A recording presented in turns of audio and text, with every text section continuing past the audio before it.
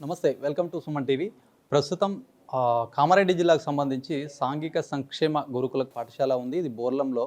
దీనికి సంబంధించి కూడా గత కొన్ని రోజులుగా కొన్ని సమస్యలు వెంటాడుతున్నాయని చెప్పేసి పేరెంట్స్ ఆవేదన వ్యక్తం చేస్తున్నారు. దీంతో పాటు కూడా అక్కడ ఒక ఇన్సిడెంట్ కూడా జరిగిన నేపథ్యం ఇదంతా ఓవరాల్‌గా కూడా ప్రస్తుతం పేరెంట్స్‌కి కూడా కంటి మీద కునుకు లేకుండా చేస్తున్నటువంటి పరిస్థితి. దీనికి సంబంధించి బాన్స్వాడ సబ్ కలెక్టర్ కిరణ్మయి సైతం కూడా అక్కడికి వెళ్ళడము, అక్కడ నిద్ర చేసి వాళ్ళ సమస్యలను కూడా తెలుసుకొని సమస్యకు పరిష్కారం చూపించే విధంగా మార్గం ఆ విధంగా ముందుకెళ్తున్నారు. మాట్లాడదాం ఏం జరిగింది? వాళ్ళు ఏం చేయబోతున్నారు? ఈ సమస్య పైన ఎలాంటి పరిష్కారం లభిస్తుందనే అంశం పైన మనం మాట్లాడదాం. నమస్తే మేడం. నమస్తే. గత కొన్ని రోజులుగా మేడం ఏదైతే పాఠశాల ఉందో పాఠశాలలో కొద్దిగా ఇబ్బందులు వేధిస్తున్నాయి. అక్కడ ఉన్న టీచర్స్ ఏదైతే ఉన్నారో కొంతమంది వాళ్ళని తీసేయాలని కూడా డిమాండ్ చేస్తున్నారు. దీంతో పాటు ఒక అంశం ఏదైతే అక్కడ ఉన్నటువంటి ఒక స్టూడెంట్‌ని కూడా ఒకరు బయటకు తీసుకెళ్లారని చెప్పేసి కూడా ఆందోళన వ్యక్తం చేశారు. అసలు ఏంటి దానిపైన ఏం చెప్తారు మేడం? సో, ఈ స్టూడెంట్‌ని ఎవరైతే తీసుకెళ్లారో వెరీ అన్‌ఫార్చునేట్ ఇన్సిడెంట్ అండి. వాళ్ళ own cousin whose name is given in the parents record. అబ్బాయి సో, అంటే అన్న వరుస. ఆ అమ్మాయి ఆ బైక్ మీద ఎక్కి ఆ వాచ్ వుమెన్‌ని తోసేసి తీసుకెళ్లడం అనేది జరిగింది. Very unfortunate. దాని తర్వాత సెక్యూరిటీ మెజర్స్‌ని పెంచడం జరిగింది. అక్కడ ఇలాంటి ఇన్సిడెంట్స్ అనేవి అంటే వితౌట్ పర్మిషన్ లెటర్ ఇలా తీసుకెళ్లకుండా ఉండేటట్టు మెజర్స్ ఖచ్చితంగా స్ట్రాంగ్‌గా తీసుకోవడానికి సెక్యూరిటీ మెజర్స్ అనేవి పెంచడం జరిగింది. ఇన్‌స్ట్రక్షన్స్ ఇవ్వడం జరిగింది. అలాగే వేరే కంప్లెయింట్స్ ఏవైతే ఉన్నాయో పేరెంట్స్ అందరూ నాకు కూడా రిప్రజెంట్ చేయడం జరిగింది. నేను వెళ్ళి స్టే చేశాను హాస్టల్‌లో. పిల్లలందరితో ఇంటరాక్ట్ అయ్యాను. వాళ్ళందరికీ కౌన్సెలింగ్ ఇచ్చాను. ఇట్లాంటి ఇన్సిడెంట్స్ మళ్ళీ జరగకుండా వాళ్ళు ఎట్లాంటి మెజర్స్ తీసుకోవాలి, టీచర్స్‌కి చెప్పకుండా క్యాంపస్ అనేది బయటికి దాటకూడదు అనేది కౌన్సెలింగ్ ఇవ్వడం. అట్లాగే పిల్లలందరూ కూడా సేఫ్‌గా ఫీల్ అయ్యేటట్టు మాట్లాడడం జరిగింది. పిల్లలందరితో ఇంటరాక్ట్ అవ్వడం జరిగింది. వాళ్ళ సైడ్ నుంచి ఫీడ్‌బ్యాక్ టీచర్స్ మీద, అలాగే ఫుడ్ మీద ఈ అన్నిటి విషయాల్లోనూ ఫీడ్‌బ్యాక్ అనేది తీసుకోవడం జరిగింది. పేరెంట్స్ ఏవైతే కంప్లెయింట్స్ ఇచ్చారో దాని మీద ఎంక్వైరీ చేయడానికి జోనల్ ఆఫీసర్ ఉంటారు వాళ్ళకి. జోనల్ ఆఫీసర్ గారికి లెటర్ ఫార్వర్డ్ చేయడం జరిగింది. సో, వాళ్ళు ఇమ్మీడియేట్‌గా ఎంక్వైరీ చేసి రిపోర్ట్ ఇస్తారు. రిపోర్ట్‌ని బేస్ చేసుకొని సొసైటీ వాళ్ళే వాళ్ళ మీద నెసెసరీ యాక్షన్ తీసుకోవడం జరుగుతుందండి. మేడం ఒకసారి అంటే నార్మల్‌గా మహిళలకు సంబంధించినటువంటి పాఠశాల ఏదైతే ఉంటుందో అక్కడ మహిళ వాళ్ళే ఉండాలి. విమెన్సే ఉండాలి టీచర్స్‌గా. ఇక్కడ డిఫరెంట్‌గా మగవారు ఉండడం, ఉపాధ్యాయులు ఉండడము దాంతో కొద్దిగా డిస్టర్బ్ అవుతుందని చెప్పి పేరెంట్స్ చెప్తున్నారు. మరి దీనిపైన ఎట్లా ముందుకెళ్తారు? అంటే ఒక విధంగా ఇప్పుడు సేఫ్టీ ఇష్యూస్ మనం చూసుకున్నట్టయితే మేల్ టీచర్స్ కూడా ఉంటే ఒక రకంగా కాన్ఫిడెన్స్ అనేది పెరుగుతుంది.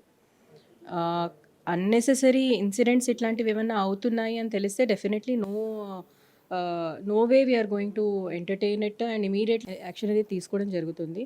కానీ ఆడపిల్లలు ఉన్న స్కూల్‌లో మేల్ టీచర్స్ ఉండకూడదు అంటే సెక్యూరిటీ మనం కంప్లీట్‌గా ఎన్ష్యూర్ చేయలేము. కొన్ని ఫిజికల్ కన్‌స్ట్రెయింట్స్ ఉంటాయి కాబట్టి కొన్ని విషయాల్లో మేల్ టీచర్స్ ఉండాల్సి ఉంటుంది. ఫిజికలే అని అని కాదు, మనకి టీచింగ్ కూడా staff sufficient number of staff కూడా ఉండడం కావాల్సి ఉంటుంది కాబట్టి అవన్నిటిని దృష్టిలో పెట్టుకొని టీచర్స్‌ని అపాయింట్ చేయడం సొసైటీ చేస్తుందండి.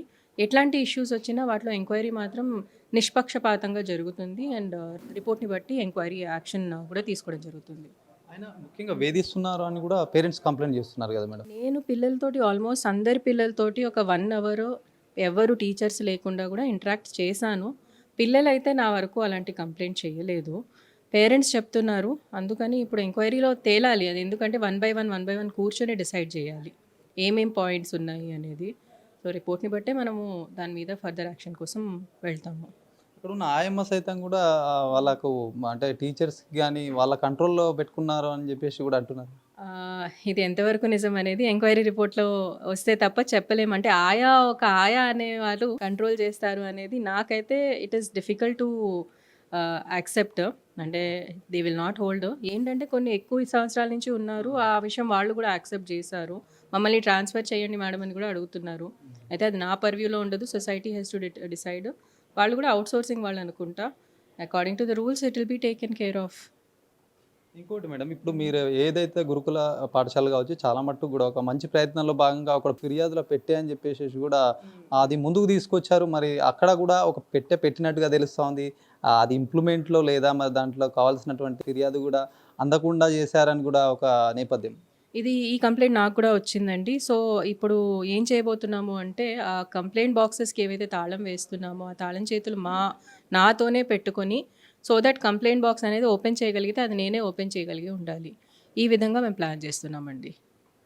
ఇంకా ఎట్లా ఉండబోతుంది మేడం? చాలా మట్టుకు కూడా ఇప్పుడు స్ట్రిక్ట్‌గా ఆదేశాలు ఇచ్చారు. ఏదైతే గురుకులాలు కావచ్చు, చాలా పాఠశాలల్లో, హాస్టల్స్‌లో ఎలాంటి ఇబ్బందులు ఉండొద్దు. అటు ఫుడ్ ఐటెమ్స్, ఫుడ్ పరంగా గానీ, ఇలా సెక్యూరిటీ పరంగా గానీ అన్ని రకాలుగా కూడా ఇన్‌స్ట్రక్షన్స్ ఇచ్చారు. మరి మీరు ఎట్లా ఏం చెప్తున్నారు దీనిపైన అందరు స్టూడెంట్స్‌కి గానీ, అక్కడ ఉన్నటువంటి స్టాఫ్‌కి, టీచర్స్‌కి? So government is very serious on this issue అండి. దట్ ఆల్ హాస్టల్స్లో నైట్ స్టేస్ కూడా compulsory. Government IAS officers, all India service officers అందరూ కూడా night stays per month 1 or 2 days ఉండాలి అనేది గవర్నమెంట్ నుంచి ఇన్స్ట్రక్షన్స్ వచ్చాయి. అలాగే వివిధ లెవెల్లో ఉన్న డిస్ట్రిక్ట్ ఆఫీసర్స్ కూడా, వేరియస్ డిపార్ట్మెంట్స్ యొక్క డిస్ట్రిక్ట్ ఆఫీసర్స్ కూడా స్టే చేస్తున్నారు. ఫుడ్ విషయంలో రెగ్యులర్ ఇన్స్పెక్షన్స్. సో ఎలా చేస్తున్నారంటే కామారెడ్డి డిస్ట్రిక్ట్లో కూడా కలెక్టర్ సార్ ఒక్కొక్క ఆఫీసర్కి ఒక్కొక్క స్కూల్ రెస్పాన్సిబిలిటీ ఇచ్చారు. సో అక్కడ food inspection, store room inspection ఇవన్నీ చేస్తున్నారు. అలాగే నైట్ స్టేస్ తర్వాత, నైట్ స్టేస్ చేయడం వల్ల మనకి అక్కడున్న సెక్యూరిటీ ఆస్పెక్ట్స్ కానివ్వండి, క్లీన్లీనెస్ ఆస్పెక్ట్ కానివ్వండి, ఫుడ్ ఆస్పెక్ట్ కానివ్వండి, ఇవన్నీ అవగాహన వస్తాయి. ఇది మనం ప్లాన్డ్గా వెళ్ళినప్పుడు జనరల్గా ఏంటంటే ప్రికాషన్స్ తీసుకుంటారు.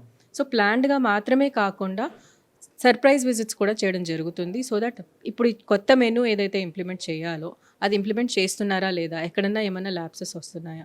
సో ఈ విధంగా సర్ప్రైజ్ ఇన్స్పెక్షన్స్ చేయడం వల్ల చాలా వరకు ఇంప్రూవ్మెంట్ వస్తుందండి. Thank you. ఇది మొత్తానికి చూడొచ్చు. ఏదైతే సాంఘిక సంక్షేమ గురుకుల పాఠశాలలో జరిగినటువంటి ఇష్యూ కూడా సబ్ కలెక్టర్ కిరణ్ మైసంతం కూడా అక్కడికెళ్లారు. సంబంధించినటువంటి ఎలాంటి ఇష్యూ ఉన్నా కూడా ఖచ్చితంగా ఫర్దర్‌గా ఎలాంటి జరగకుండా చూస్తాము, వాళ్ళపైన యాక్షన్ తీసుకుంటామని చెప్పి చెప్తున్నటువంటి పరిస్థితి. మరొక విధంగా చూసుకున్నట్టయితే ఇప్పుడు గురుకుల పాఠశాలలు కావచ్చు, హాస్టల్స్ కావచ్చు, ఇక్కడ సీఎం స్ట్రిక్ట్‌గా కూడా ఆదేశాలు ఇచ్చారు. ఎలాంటి ఇబ్బందులు లేకుండా చూడాలి. ఫుడ్ విషయంలో కానీ, అక్కడ ఉన్నటువంటి స్టాఫ్ విషయంలో కానీ, ఇవన్నీ కూడా ఫర్దర్‌గా ఏ డిస్టర్బ్ లేకుండా కూడా పిల్లలు చదువుకోగలే అనే ఉద్దేశంతో చూశారు కాబట్టి ఖచ్చితంగా అందరూ అలర్ట్‌గా ఉండాలి. ఎలాంటి తప్పులు జరిగినా ఉపేక్షించేది లేదని చెప్పి సైతం చెప్తున్నటువంటి పరిస్థితి. కెమెరా పర్సన్ సందీప్‌తో శ్రీనివాస్, సుమన్ టీవీ, నిజామాబాద్.